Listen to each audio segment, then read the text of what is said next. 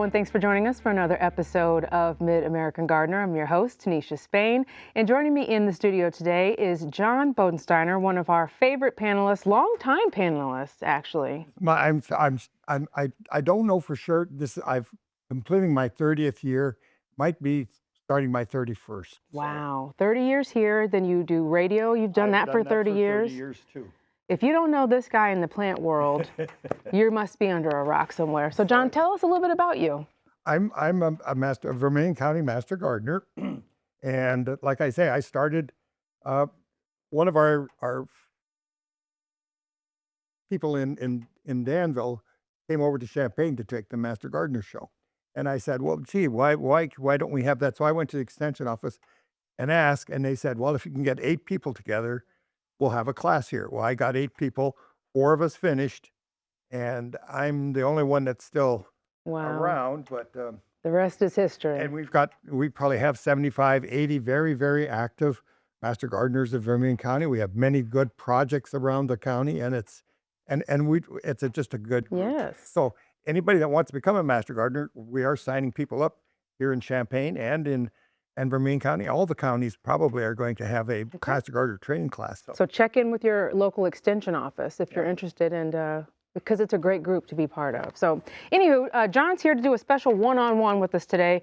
We love John's gadgets. He always has plant gadgets, and he's always just putting things together uniquely. So he brought in a few things that he picked up today, and we're just going to talk through them all. So, where do you want to I start? volunteer at Schlarman High School, and we every once in a while do a project on a desk. Well, I was making mess, so I found Yes. these, and you just If you pot plants up in the house, they're you water. This know is that you get waterproof. dirt everywhere. So this is a great So little. this is, and the other sides fold up, and you've got a nice little container that's going to hold the water if you spill something. Hold the dirt. You just undo it, hold it up, and put it away, and you take the mess and clean it up later. So one of the other things that I have done, and a lot of people bring projects or their plants in during the winter, and they're big and they don't know what to do with them. So I found that these little devices here, the pot with the cloche, really, really helps. It's just a little plastic lid, and what you do is just lay your plants in your soil, and then you put this on, water it, and then it takes a lot less watering, and the humidity in here gets very high, so that the transpiration of the plant isn't to the point where it's delaying the rooting and everything like that. So And you can already see the moisture build up you can, there in the. and once it builds up so high, it's going to drip back in.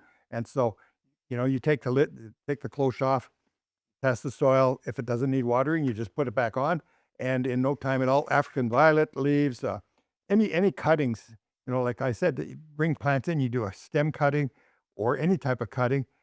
These just work so much nice, and you can get them on the internet.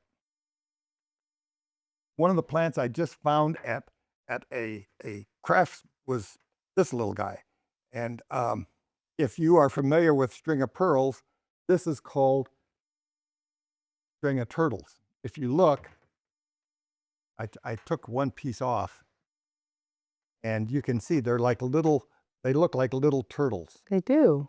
And I just thought it was very unique. I'm going to be growing a bunch of these.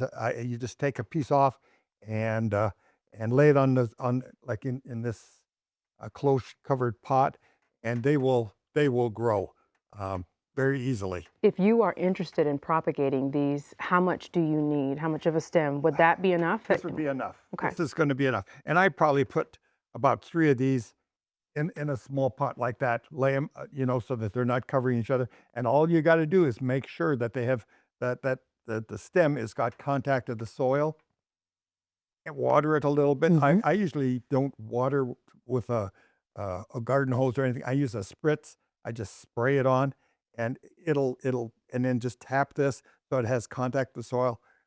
Within a week, you're going to have little tiny roots going up.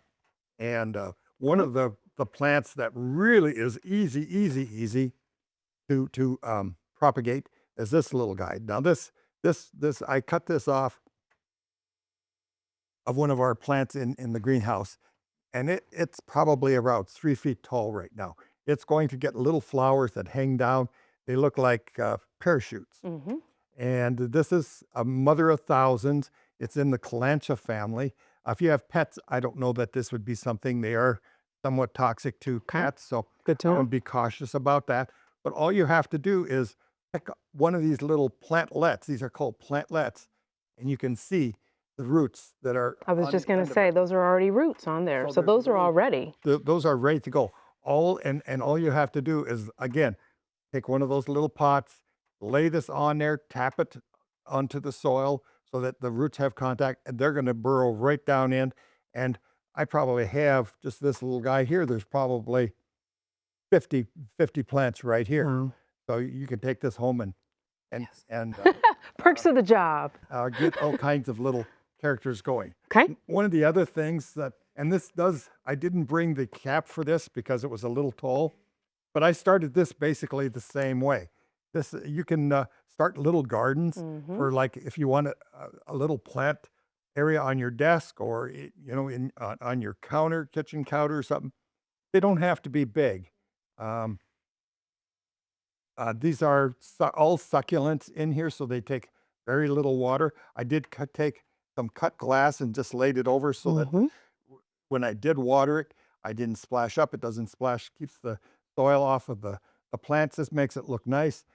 This one here, I made so that it's a little bit holiday, and they're just fun. The kids, if you have a couple of kids that you want to sit down, Mm-hmm. you put your plants in, and then you spritz them, get all the soil off, and then you can lay the rocks, and then or the glass. You could use pea gravel too, and then you just put your little ornaments around, and very easy to change. This is You could for change with the seasons you for can sure. change. Yeah, you could put pumpkins in there, you Mm-hmm. could put spring flowers in there, whatever. But it's just That is nice. kind of fun. And speaking of seasonal flowers, because we've got about 2 minutes left, we talked about the death of our poinsettias at home. Poinsettias. This all is the come- culprit. This is the culprit right here. This is the guy that kills more poinsettias than anything else. It's because they're waterproof. They have the poinsettia sitting in there. You take it, you don't take it to the kitchen, or if you take it to the kitchen, you just put it under the faucet, you water it, and you take it back to where it was because it's not wet underneath. So what happens is this pot starts to get full of water.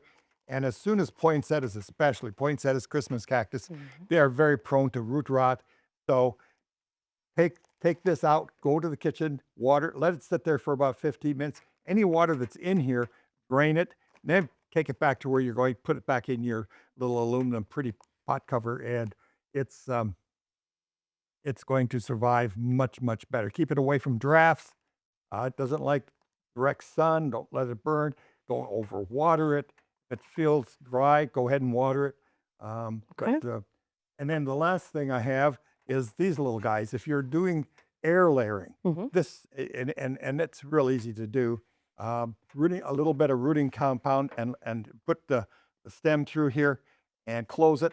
A little sphagnum moss in here, and leave it for about 6 weeks, and you'll end up with a whole new plant. Hot dog. Easy as that.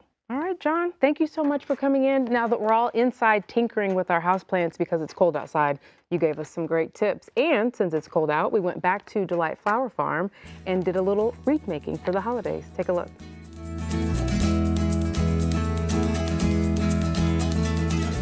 Well, hello again. Hey. It's much different weather than the last time we were here. Very much We're so. dressed different and everything. Okay, so we are making wreaths today. Yeah. What a change of season.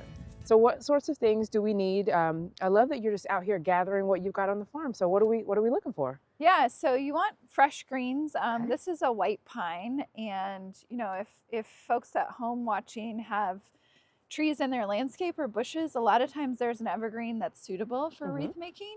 So I just look for branches that might be in the way, so you can kind of do two things. Two things at once. Yeah, you're harvesting for your wreath making, but you're pruning your trees, which is a good time of year to do that because they're kind of dormant, so it doesn't stress them too much. So Okay. like, we'll take a big branch like this and just cut a section of it off. Gotcha. And then when we go into the workshop, I'll show you how we can cut it down. Now, how many wreaths will you crank out from the farm here? Close to 200. Oh, wow. Okay. Yeah, and a lot of the greens that we cut actually go to wreath workshops that we teach around town. So sometimes the greens aren't for wreaths that we're selling. Sometimes they're for wreaths that other folks in the community are making at one of our workshops. Gotcha. And Taylor, one of our crew members, took advantage of one of your workshops not too long ago. So we'll have to show off her work a little bit later too. Yeah, she made a dried wreath with some of our dried flowers. So that's Very pretty nice. cool. Okay. What else do we need? Well, let's get a couple different kinds of greens. Okay.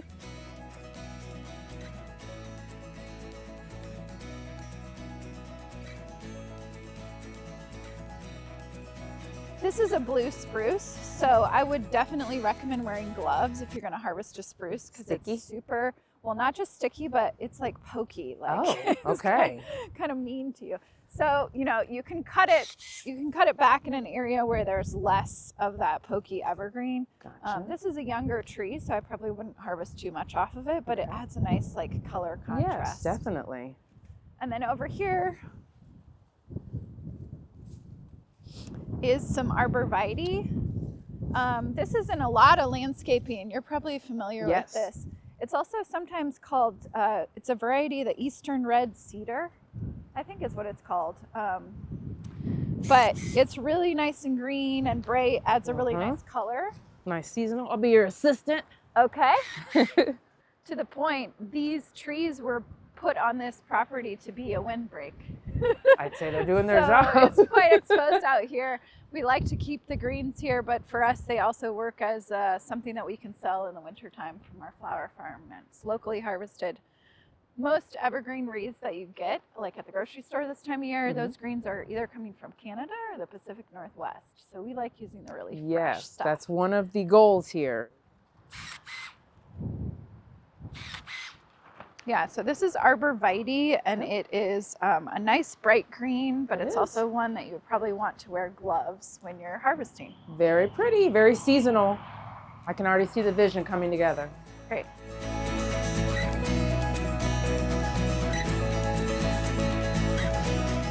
Okay, so we've got all of our supplies, dried flowers from the drying room, we've got our fresh greens from the farm, and then remind me, what is this? Is just a frame? What do Yeah, you we call just that? call it a wreath frame. Wreath It's kind frame? of like, it's called a clamp frame because it has these little pre-made, prefabricated clamps or spots that you could clamp. And I will say, the first year of being a flower farmer and making wreaths, I didn't have one of these machines, and I used pliers. Oh my God. That's not the way these are meant to be used. Certainly. Working smarter now. Yeah, so now it has this foot pedal operated way of clamping it. It just makes it a lot easier on your wrists. But there are ways that people can make wreaths at home. If you get a wire frame from a craft store or something like that, you can just wire the evergreen and dried flowers to it. And that's pretty Easy simple. peasy. Yeah. Okay. So we're going to essentially, I like to, I guess because I'm a flower farmer, I like to think about making these into just miniature bouquets, and that's how we'll assemble. Oh, The that's a wreath. cool way to think about it. So you've got like a little evergreen bouquet, and you just lay it in here so that at least a few inches are covered, Mm-hmm. and these two pieces are right in between here. And then we just use the foot pedal, and it clamps it right on there. Voila. I'll do a couple, and then I'll give you a chance to do it. Uh-oh. The real test. Yeah, you said you hadn't made one, so you might as well. These are really pretty. And you know, when we pick them up from the store or from the florist or wherever we get them from, you don't really realize the work that goes into it and sort of the intentionality of choosing flowers and choosing greens. And so this is always really cool to get behind the scenes and see what goes into it, the work that goes into it. Yeah. So you want to make a little evergreen bouquet? Okay, here we go. Well, let me take a peek at yours. Okay, so we're just gonna grab some pieces. We're not gonna overthink it. Yeah, just nice variety. How's that? That's great. Okay. Yeah, and you just want to put it right in between Stems there. here. Other way. So we Other kind of overlap so we hide our mechanics from before. Got it. Yep, you got it. How's that? Pretty good. Maybe tuck this guy in there. Okay. And then just make sure these are lined up in the track. So let's move that a little bit. Okay. And Yeah, then you should be clamp good. it. Do I have to No, really? clamp your finger. No, you don't have to drive it too hard. Let's see. Did I get it? Oh shoot, I don't think so. Okay, let's try her Close. again. Okay. Wait, let me see. Let's get that. There we go. Ugh. Okay. You got it. Not too Yeah, bad. that's Not too great. bad. Now I'm Great. sticky. Yeah, it's good to wear gloves for this. Rookie move. Rookie yeah. move. And just do that all the way around. Yeah, you just do that all the way around. Let's add a little dried flowers to it so you get a sense of how that looks. So, because dried flowers can be kind of brittle, like they will break easily. Okay. One of the tricks we do, I know it sounds weird, but we dried all these. Then we actually bring them out of the drying room for a day or two. Sometimes we put them in our cooler. Sometimes we just bring them in here if it's humid enough.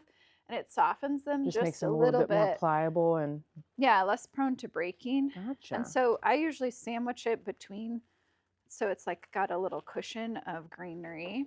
And then we'll just put it as the next little section on here. Wow.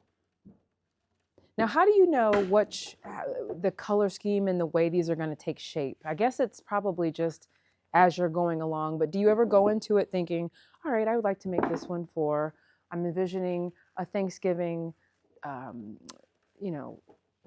area or Christmas area. How do you decide what colors to use and what textures and things? Yeah, well, because we're making so many, we've kind of found over the years, customers tend to have a preference of either a very traditional wreath, which is, either just greens and pine cones and a red ribbon, or like maybe a little gold or ornaments on it, something like very traditional Christmas, or something that's a little bit more botanical and highlights, different colors and different flowers that we have around the farm. I always try to remind myself this time of year that the history and tradition of wreaths is very old. It's pre-Christian, actually. So at a time when people lived much closer to the land and spent a lot of time outside, the dark days of winter were hard. So traditions like Christmas trees and having light and candles around was a way to bring light and bring greenery and a sense of hope to the winter. Because in the name, it's evergreen. So it's green all year when the deciduous trees that are so beautiful drop their leaves and become bare. We have this symbol of life. We have this green, fresh thing that doesn't fade in winter. And so putting it on the door of your house can be a reminder, of the hope that spring is coming. That spring is and coming. the circle shape specifically is kind of it symbolizes what's called the wheel of the year. So spring, summer, fall, winter. So it continues again and again. And I think even in modern times, it's so helpful to be reminded of hope Of and that spring will course. return and that the light will return and sunny afternoons will come again. Yes. Well, we didn't know we were going to get a history lesson with Yeah. our wreath making today. That's awesome. I did not know that, but all of that makes sense. The circle, the greenery, the hoping and wishing for warmer days. Yeah, so I think some people, whether they know that story, that tradition, they might want to, they might not necessarily be religious or celebrate Christmas, but they may want a symbol of nature in the winter. And so we do try to make some wreaths that are more just botanical and kind of wild and look a little bit more like something, a customer a few years ago sent me a photo in like January of her wreath on her door, and a robin had built a nest in it. So it really was can that blend in with nature. Yeah. Now, is there any care that once folks purchase these and they get them home, do you need to spritz them, spray them?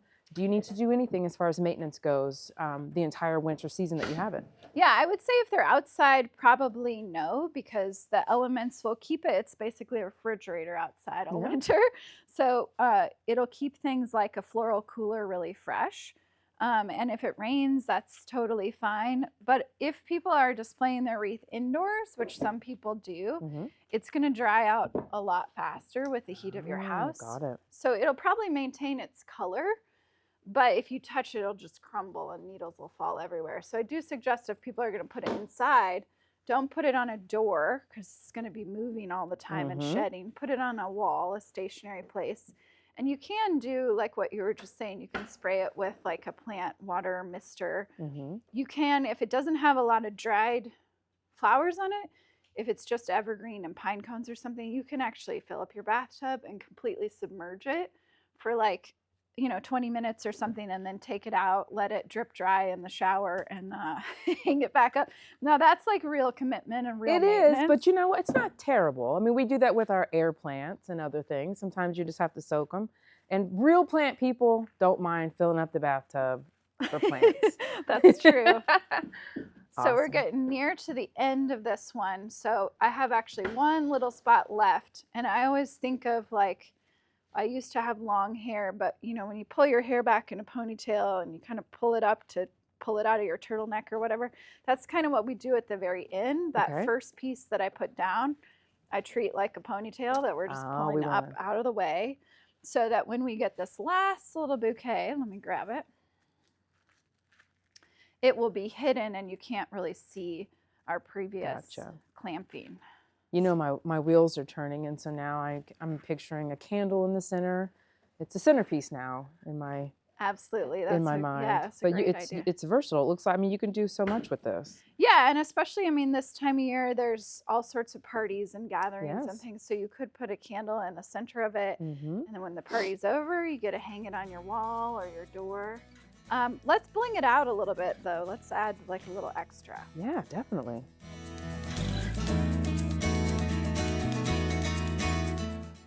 Final step, the bling bar. Yeah. Okay. So this is where we kind of deck it out with adornments. It could be something like shiny, like this wreath over here is starting to get like baubles and Mm-hmm. ornaments on it. Or this one, since we did use some of that celosia, I was thinking maybe just more of a simple complementary red Mm-hmm. ribbon could go on there. And I usually try to find a spot that like looks maybe a little sparse, and I'm for some reason drawn to this little spot here. There it is. And you can make ribbons and bows all different sorts of ways. I always think of Martha Stewart this time of year. When I was a kid, I used to watch Martha Stewart, and she has all different ways that you can tie ribbons or bows. But Oh, this is just a yes. simple one. And then Very we could add nice. like just some natural bits. These are pine cones, Mhm. and you can add them. Just gives it a nice little pop and kind of keeps that original theme, that natural nature sort of. Very pretty. Yeah. And I brought a few others to show you. So Yes. this one's kind of probably done. Maybe another pine cone if we feel like we need it. That's gorgeous. But yeah, this one here has, so this has like some juniper berries on it, and more of like a, I said when we made this one yesterday, I'm like, this is like a country woman's. The Pioneer Woman Yeah. wreath. And then This this one's one, really cool. yeah, very non-traditional. It has the Yes. sunflowers in it from the drying room. Very pretty. And this one really was striking too, because you used materials that I've never seen someone decorate with these before. And Yeah, it's so these are gorgeous. the milkweed pods that are just kind of hanging on fence lines around Yeah. here all the time, and they're already durable in the winter, so they can hold up. And we just add what we want to make it look a little bit more unique. I know you Mhm. can get a wreath pretty much anywhere this time of year. Grocery Yes. stores carry them and stuff, but it's nice to have something that's a little bit more artistic and handmade, land-made from the area. And you also do workshops and things with folks. Tell us a little bit about that, how you can learn to make your own. Yeah, so we are actually, this year we're offering about 10 wreath workshops. Some of them are for dried wreaths specifically, so they wouldn't have evergreen. They would just have dried flowers. Mhm. And most of them are evergreen. People do it as, we do some private parties for like Very teams nice. and offices. And then we do, I think we're doing Sleepy Creek, Riggs Brewery, Prairie Fruits Farm and Creamery, a few different locations around town. And it's just a good way to make a memory and do something with a friend or a family member. Very and nice. go And if home folks with a were wreath. interested, how do they get in touch with you? What's the best way to find out about how to get themselves to a workshop? Yeah, so all of the registration, although there's not a lot of spots left, our Allerton class I think has a few, and Sleepy Creek has a few, but they're all on our website, Okay. delightflowerfarm.com. And we are going to be at some of the mistletoe markets this year selling our wreaths, and some of the indoor markets. So information about that is on our newsletter. which people can sign up for on the website as well. Yeah, you guys are keeping busy. And speaking of keeping busy, there's still business to take care of here on the farm. You know, a lot of people think once the growing season's over, it's pish posh and you pack it up and go in, but there's still a lot of activity going on out here. So what are some things that you guys do over the winter time to sort of prepare for that following year? Yeah, so since we have had that really nice fall weather, it's been unseasonably warm, we've been able to do things like dig up our dahlias so we can start dividing those tubers and have dahlia tubers for next season. We've also divided some of our more established peony plants and take those roots up out of the ground. But most of our work is focused in our hoop houses or our greenhouses.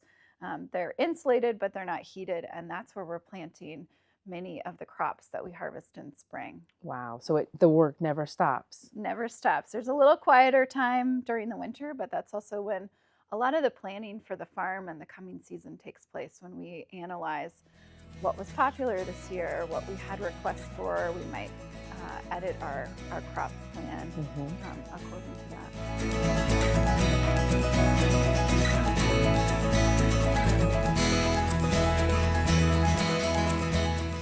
And that is the show this week. Thanks so much to Maggie and the folks out at Delight, and to John for stopping in to talk to us about our houseplants. And if you've got any questions, send them in to us at yourgarden@gmail.com, or you can look for us on socials. Just search for Mid-American Gardener. We'll see you next week. Thanks so much for watching. Good night.